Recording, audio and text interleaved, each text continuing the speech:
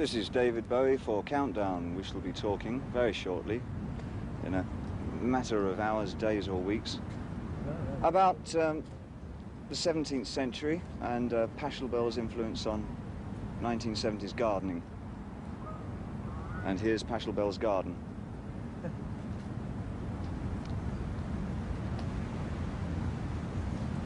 It's not really, it's Kew Gardens. And we'll be talking about music, actually, in the 70s. So I suppose I've got to be in it. No, you wouldn't do that to me. You strive for success since you're 16, you achieve success, and now you sit in your green chair, looking back on it all, and what do you say? Not true. I didn't strive for success. I strive to do something artistically important.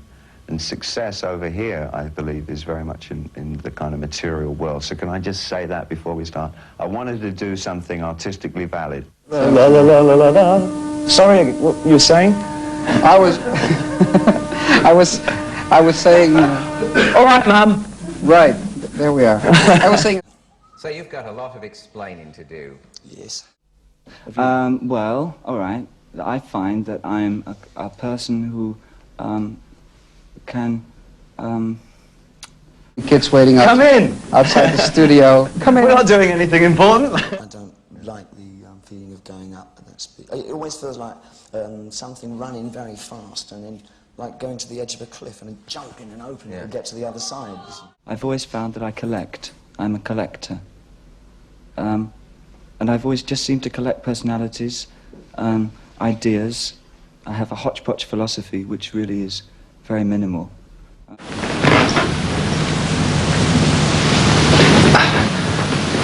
I thought you'd never stop blowing that horn. Another glass of milk. Oh, that's what, you forgot your car key. You know, I mean, what are you drawing? I'm very confident of my voice, you see, as a singer. So I thought, rather than just sing them, which would probably bore pants of everybody, I'd like to kind of portray the song. You said you don't feel yourself a hero. No. People make you a hero. No, they don't. For them. No, they don't. They don't make me a hero. I know I'm not a hero.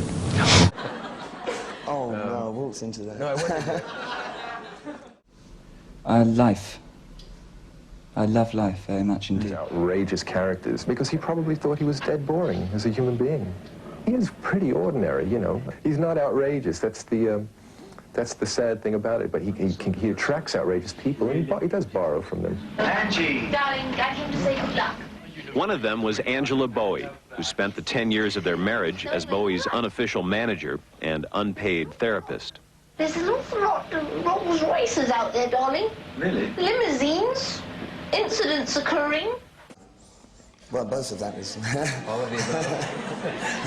You'll buy that? Fan mail? Yes, a lot.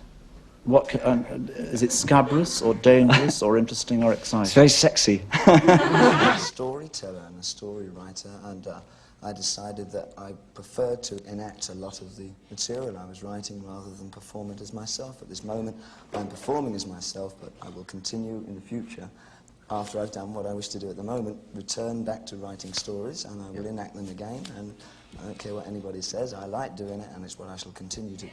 Well, I'm not stopping you. Do you discover any talent already? Devo. Devo! Are you a man? Yeah, Devo.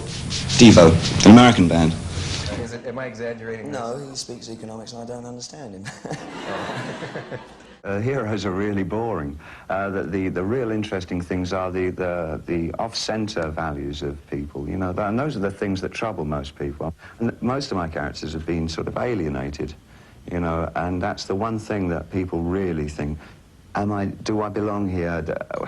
Who are my friends? You know, does anybody like me? All those things, you know, am I on my own? God, you know, it's terrifying to be on your own in this world. Can you do anything about their ripping London apart? I've been there. What's your mum's name and things like that. And but some of them are worth framing. Well, when I had the characters... Oh, can I take this off? Yeah, sure. Oh, no, I have to lose that one. Doesn't matter. After the first row. I'll just take off one half. Right. Pretty sure I can. I mean, one always has lapses, you know, and you feel